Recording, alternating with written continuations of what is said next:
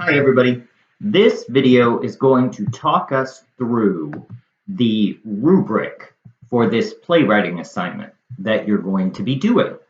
So if you'll open up the rubric on the assignment in a different tab, I'll talk you through it because there may be some phrases or concepts that are a little bit confusing to you.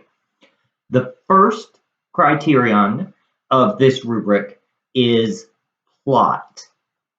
What we're looking for in plot is that your assignment, however long you have to make it based on the format that you're using and whether or not you're working with a partner, the plot needs to have a clear beginning, middle, and end. And it also has to have, you'll see right there under yes, the 4 points option, a moment of reversal and a moment of realization. These can be a little bit confusing, but most stories that we hear have this. And what that is it's saying there's something that they just assume is true. So I want to talk about Macbeth, the play of the day Macbeth. You'll remember at the beginning of Macbeth in the Shakespeare unit, he is given a prophecy from witches, and they say, you will be the king until the forest moves closer to the palace, and you can't be killed or overthrown by any man of woman born. So he goes through this entire play thinking he can do whatever he wants because he's protected by this prophecy. However, when he looks out the windows and Macduff and their army are moving the trees closer because they're hiding behind them, that's a moment of reversal. He realizes, oh, this is not saying I'm going to be king until the forest has expanded. It's saying, oh, there's a trick in this. And then when Macduff says, I'm not born from a woman, I'm born from a corpse, that is a huge moment of reversal. And because those things change, then the main character has to have a moment of realization. So Macbeth has these moments of reversal where he learns that he's not immortal and he's not foolproof.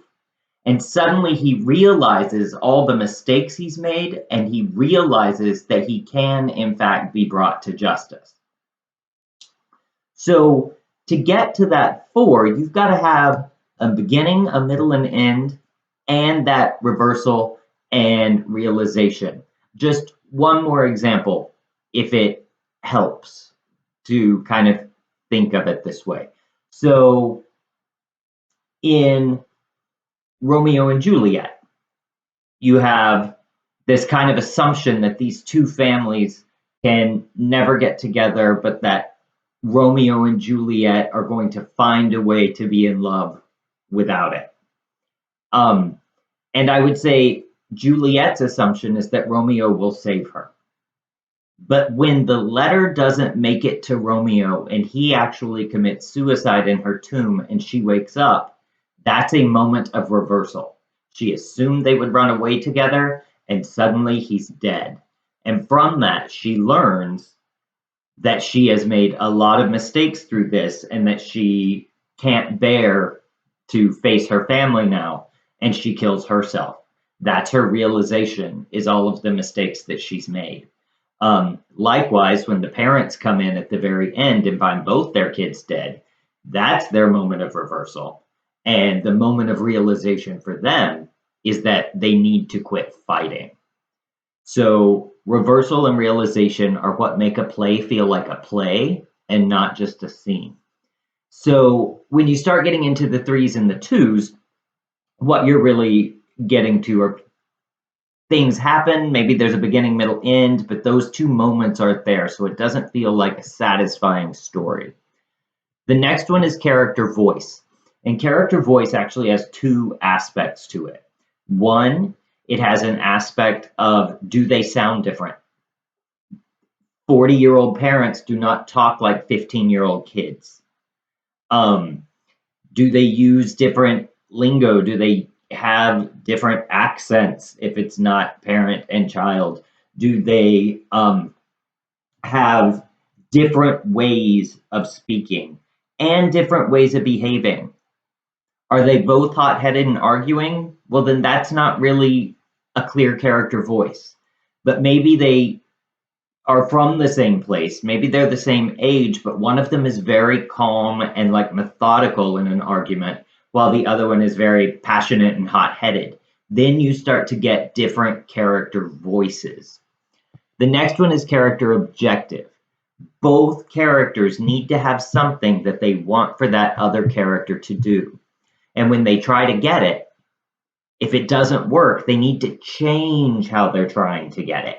They need to try a different tactic. If your characters have objectives but never change their tactics, then what happens is it just becomes flat. It's just two characters yelling the whole time or ignoring each other the whole time. And nobody wants to watch a whole short play of that.